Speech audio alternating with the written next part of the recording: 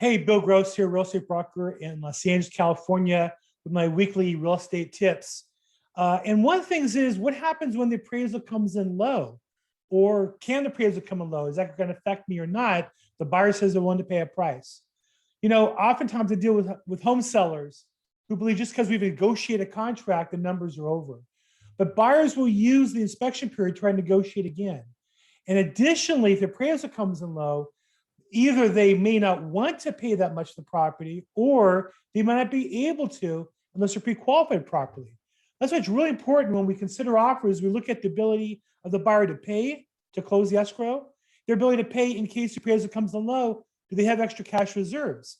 And when we're in a seller's market in many places like we are now, the seller wants to hold firm, but we can only do that if the buyer's prepared ahead of time and the buyer has the capacity to close the escrow. Otherwise, the seller can be as tough as they want, the buyer can't close.